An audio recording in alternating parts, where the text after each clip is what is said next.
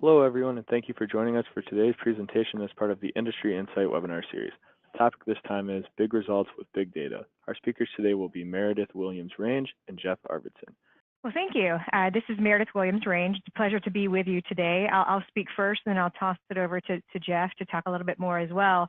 And thank you for the nice introduction there. Yes, as he stated, we have multiple years of experience in the legal industry, and what we're going to talk about today is really how data can impact the practice of law, how it's changing the way we serve our clients, and some of the components and some of the business processes that you might want to be thinking about either in your organization or your law firm.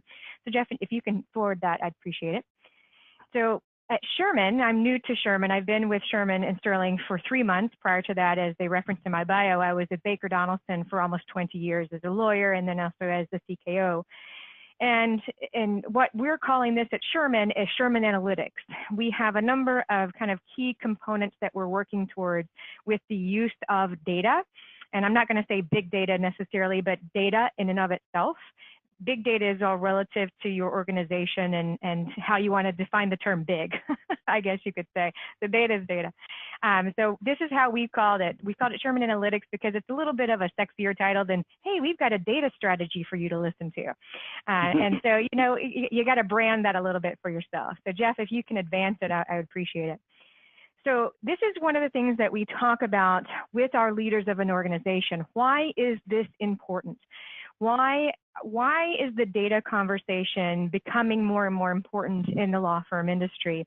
And I credit Ron Friedman for this information and this graphic that you see. There's a great survey out there of all of our competitors, and not just within the US, but globally as well. Where is AI and where is data science sitting? And I want you to notice something in this graphic, that prior to 2017, very few firms, if any, were really focused on AI and data science. But I can tell you that many, many firms that I speak with every single day, my prior firm, my current firm, are heavily focused on data science and what you can offer. If you really think that through, data is incredibly important, and it can help us provide better, faster, more accurate counsel to our clients.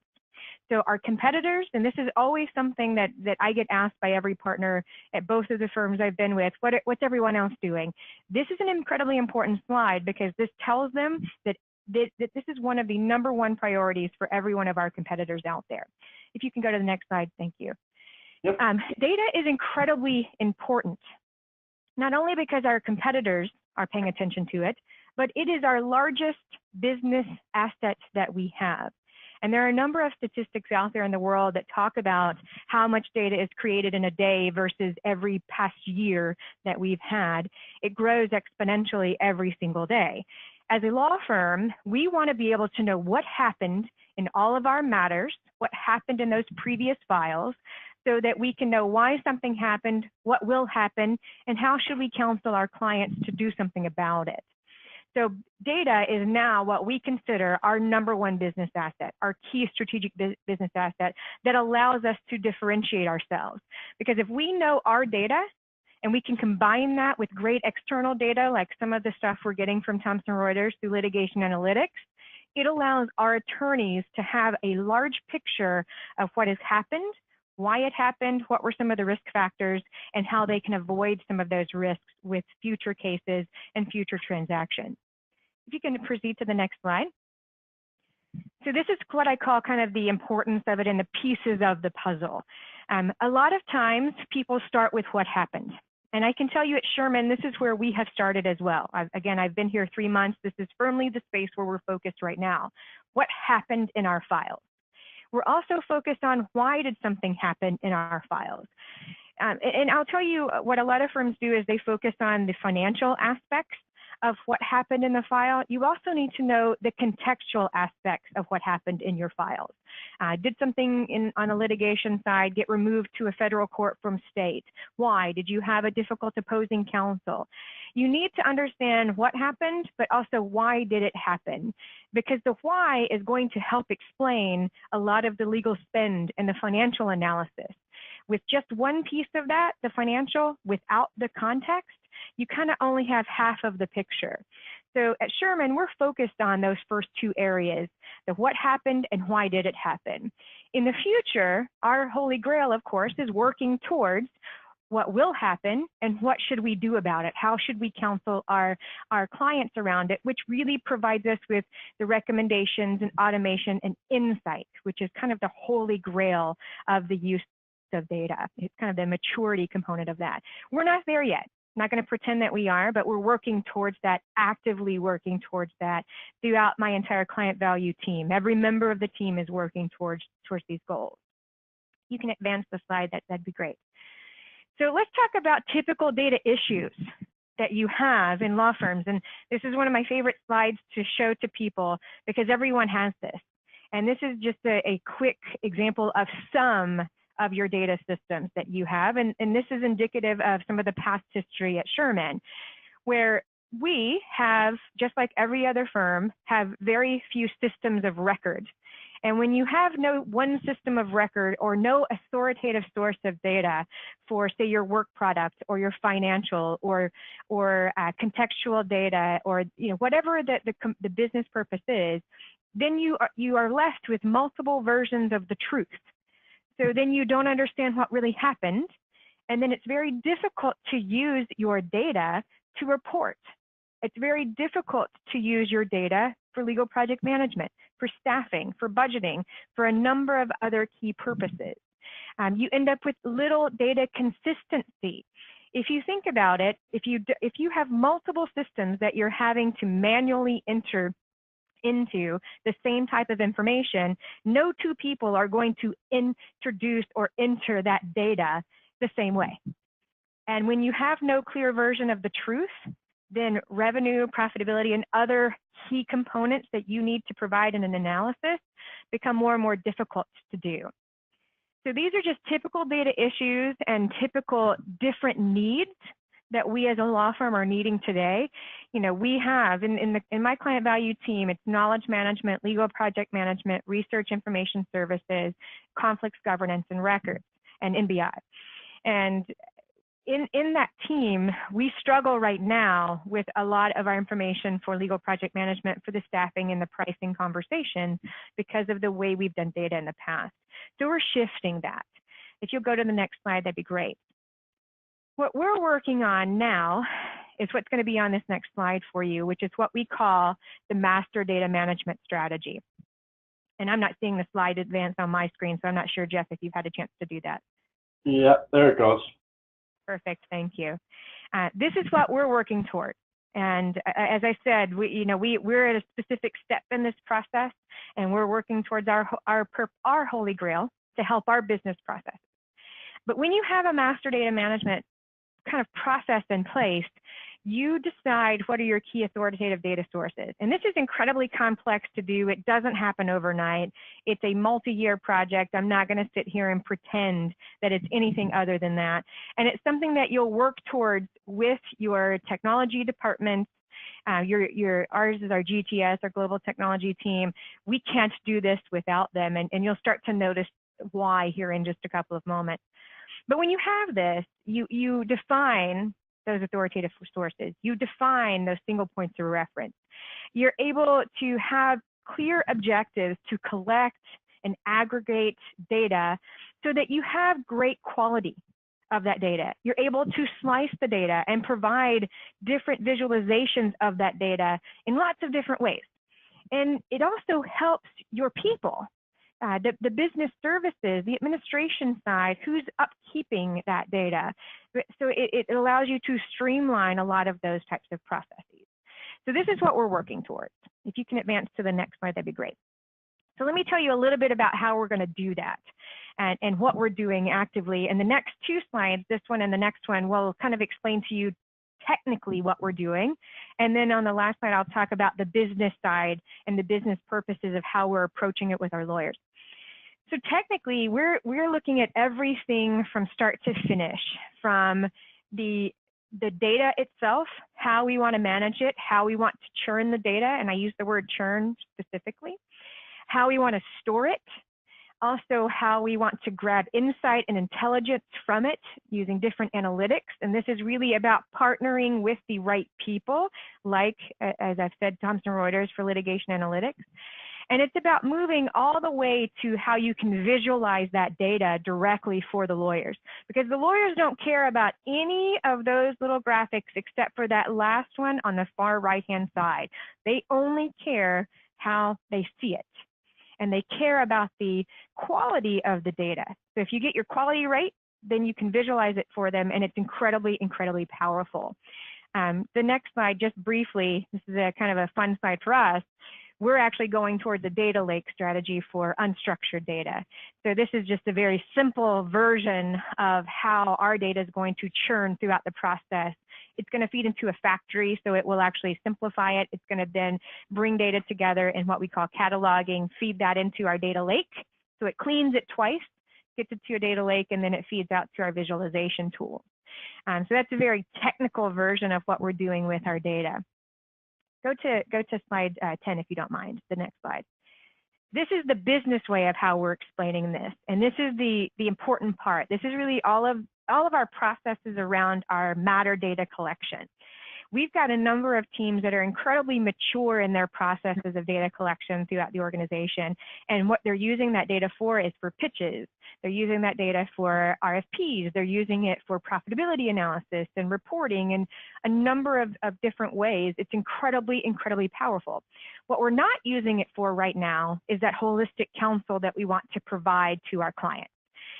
Our lawyers are not in a position right now to slice the information, to look up at all the previous files in New York for this particular type of litigation or this particular type of transaction, and where did it go awry, or what were some of the risk factors. We're not in a position to do that yet. That's where we're going, okay?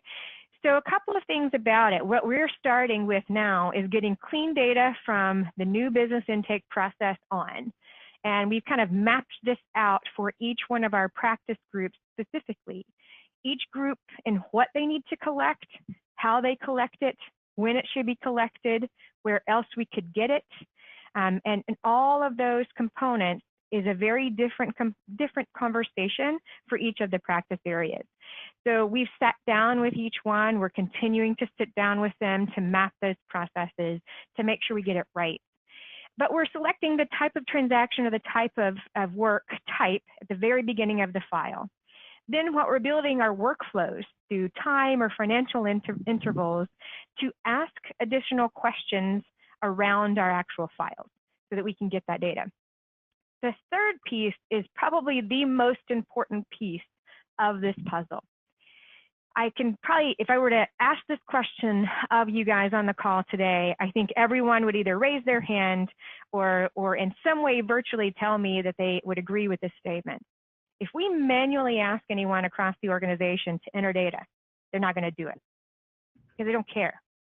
They want the data automatically done, and they're too busy practicing law to do it. So what we have to do is minimize that process as much as possible to actually capture passively data as they're going about their business, as they're practicing law. So there's two ways to do that.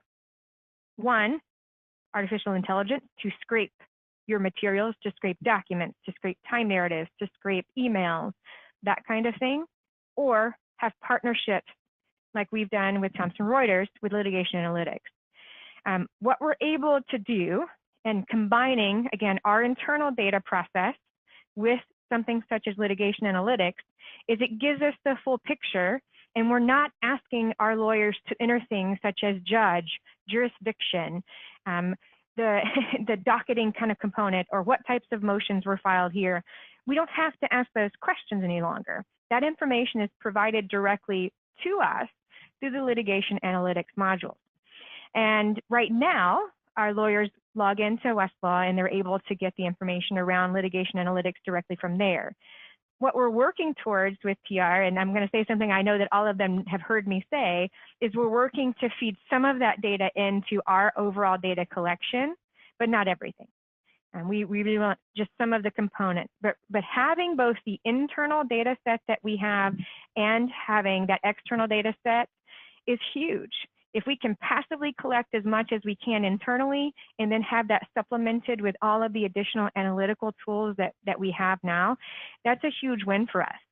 So us having the ability to test all of the litigation analytics components over the past few months and being an early tester of that, it's been really a great advantage for our lawyers to see the impact of how they can use that data to offer up information to their clients.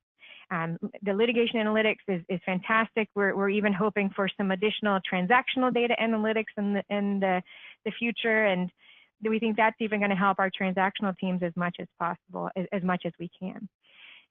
So that's really what we're doing at Shearman. So again, what we're trying to do is create an environment where data is that critical asset. And our goal is that holy grail of insight and counsel holistically to our clients, knowing everything that we know, knowing everything, not just anecdotally or not just saying, yeah, I worked that file 5 years ago and I think this is the direction that it went, but having the ability to know that information, both from an internal perspective as well as the right external tools to pull that together really provides that edge to our lawyers. So that's Shearman. Jeff, I'll toss it to you, and I think you can probably pick up on some of the pieces that I talked about there. Yeah, absolutely. Nicely done, Meredith. I appreciate that. So I'm going to spend just a few minutes talking about litigation analytics within Westlaw Edge. Meredith referenced it a few times. And for those of you that aren't familiar with Westlaw Edge, it is the newest product, the newest version of Westlaw. We released it to the market just over a week ago or so. And I'm not going to go into the vast majority of the features. I'll just at a very high level describe it as the newest version of Westlaw that really embraces a lot of the concepts that Meredith was talking about: machine learning, AI, delivering insights from our data. As was mentioned in the introduction to me, I've been with Thomson Reuters for about 25 years or so, almost all of it developing solutions and content for Westlaw. And for years and years and years, that it was always the domain of adding more content to Westlaw, more databases. And we finally have come to the point where we realize that the insight and the answers that you're looking for are not always simply best delivered through a result list, through a list of documents. So at a real quick level, you know, sometimes I talk to attorneys, to researchers, to knowledge professionals, and I say, do you have an interest in analytics? And sometimes they say, you know what, I'm really busy practicing law, I don't. Until you start to position that a little bit differently and say, well, you know, do you ever get asked questions like this? How experienced is this judge? How recently has this judge presided over similar cases? How long does it take this judge to rule on a particular type of motion? Does he or she have a propensity to rule certain ways on certain motions? Things along those lines. Then suddenly they say, yeah, I get these questions all the time. And that's where, again, it historically has been a matter of relying on your gut, on anecdotal information, on sending emails around to the firm or to the corporate legal department or whatever the case may be, saying, generally, how do we feel about this information? Because these types of questions were hard to glean in, hard to authoritatively answer other than just through experience. Beyond judges, and what we've produced in litigation analytics isn't just a judge profiling tool. There's also analytics and insight that can be derived off of opposition, law firms or attorneys. On average, how often does this opposing counsel file a certain type of motion? What is their success rate generally on a key type of motion, or their experience by a type of case, things along those lines. So what we're really trying to do is help our users answer questions, any number of questions. And we see high-level use cases, not just in understanding opposing counsel and judges, but also venue evaluation on the plaintiff side, perhaps, better understanding of timelines, which will help with budgeting and resource management. An opportunity to find and evaluate local counsel is one of the use cases that keeps resonating with users. Data-driven client pitches, being informed around experience level, around who has handled the certain types of cases in the past, and then generally better, faster legal research. There are many people that have looked at litigation analytics and said, I'm not interested as much in the statistical component of what you're delivering, but this is a better way of researching dockets and finding related motions and orders and having an understanding of my judge. So just better legal research, even if they don't perceive it as analytics per se. Meredith talked a little bit about some of the structure and the data that they're using. Really, we have fundamentally rethought the way that we are storing and managing our data, much more of a big data environment. So we're also embracing a data lake, knowledge graphs, big data capabilities, AI, Hadoop environments, things along those lines. The biggest data set that we put into there, or at least that is most visible, is our docket collection. We have over 8 million, or nearly 8 million federal district court dockets, north of 100 million state dockets, and we're trying to glean as much insight as possible from that collection of dockets. There's two types of information within that. The docket header that you see within here, which will indicate the case type, the nature of suit, the parties involved, the date of the litigation, the law firms that are involved, the attorneys that are involved, the judges that are involved, things like that. And then there's also the docket proceeding. And on the federal side, we do a lot of work on the docket proceedings, trying to understand at an atomic level, what is the strategy and component, and how did that litigation occur for that docket and then in the aggregate.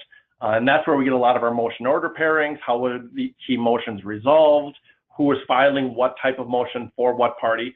We also have a better understanding using the docket proceedings of the outcome of those federal district court dockets. Was that outcome through a dispositive motion, through a settlement, through a jury verdict, et cetera. So that's the primary data set that we're playing with.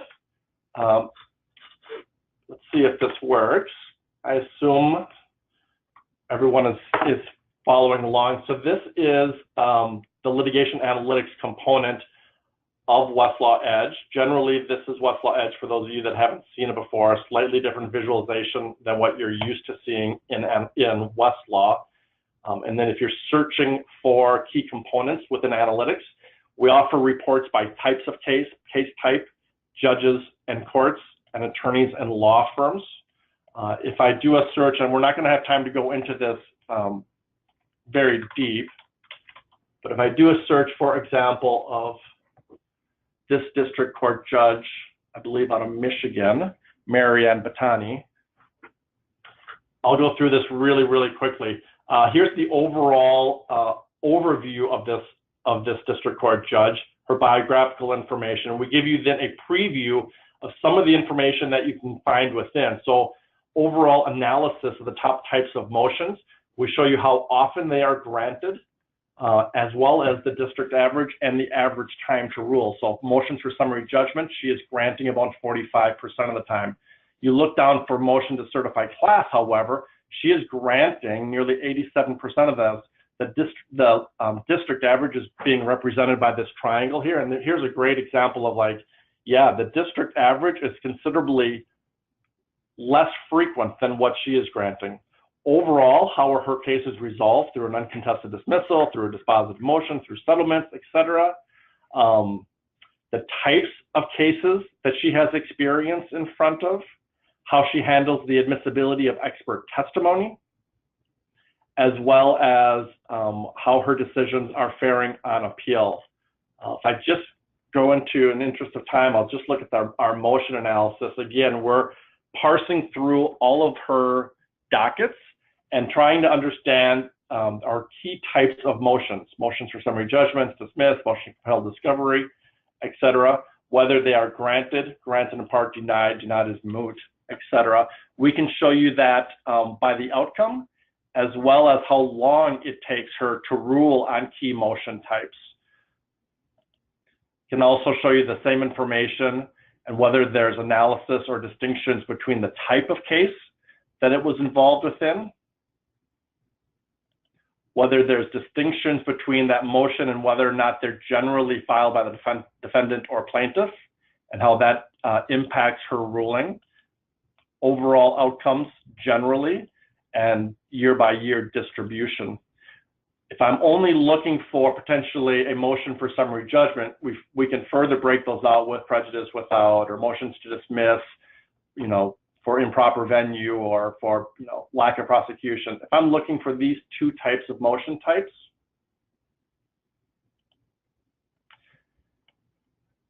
And I'm only looking for those motions that have occurred in, let's say, civil rights cases. And you can see we further define all of that.